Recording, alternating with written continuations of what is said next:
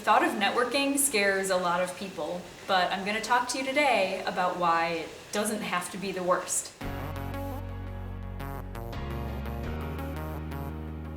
I went to networking events right after I graduated my boot camp, and it was overwhelming because there were just so many people there.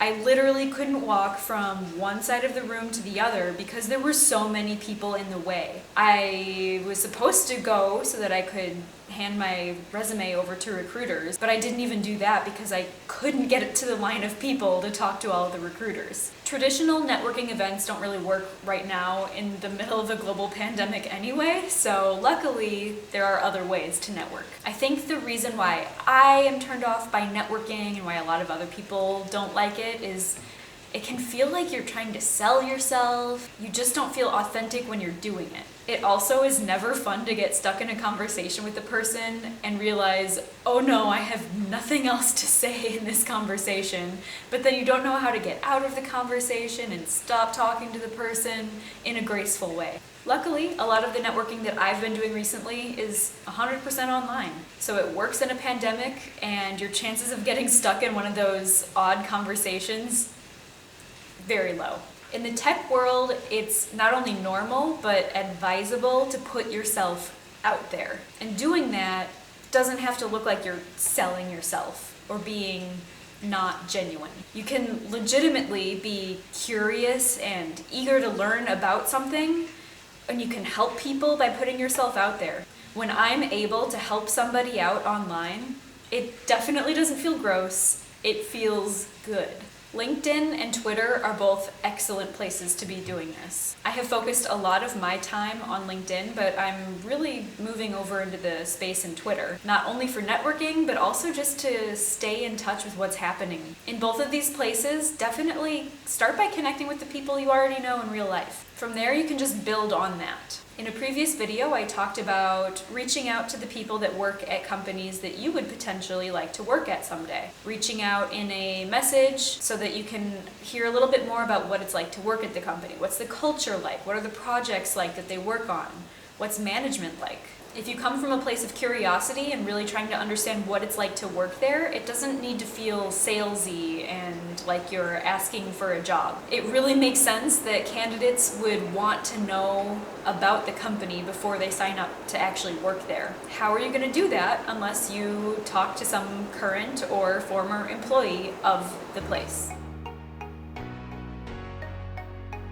Social media is such a strong tool because you don't have to target just one person at a time that you want to talk to. You can make posts. Now, I am honestly like the worst millennial because I have not taken to social media like a lot of other millennials have. It's kind of my nature to not engage on social media. I resist because there's some little voice in my head sometimes like, why does anyone want to know that you're eating pizza right now? I don't need to update the world and let them know this. But do not be me.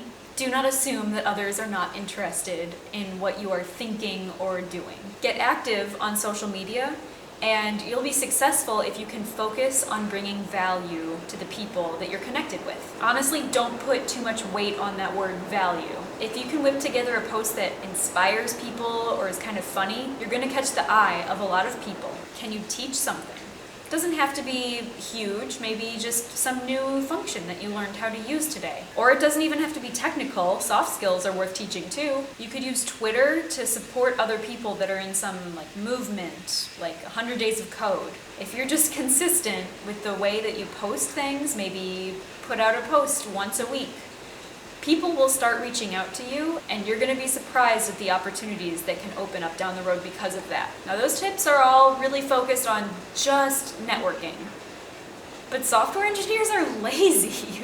We want to find ways to do things more effectively and more efficiently over time.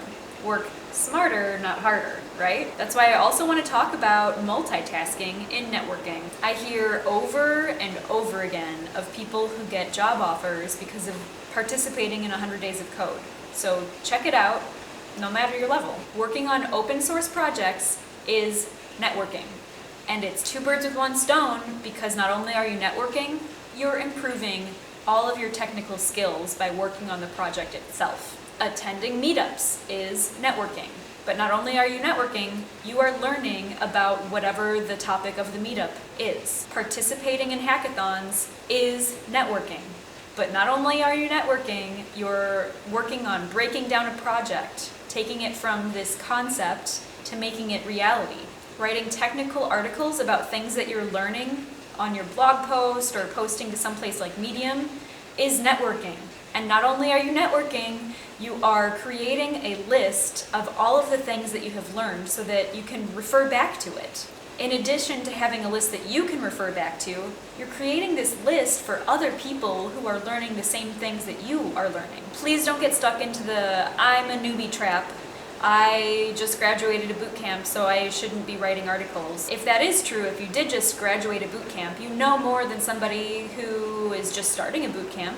You have a better chance of putting things into words that that person will understand than a person who's 10 years into their career and forgot what it was like trying to learn how to write a for loop for the first time.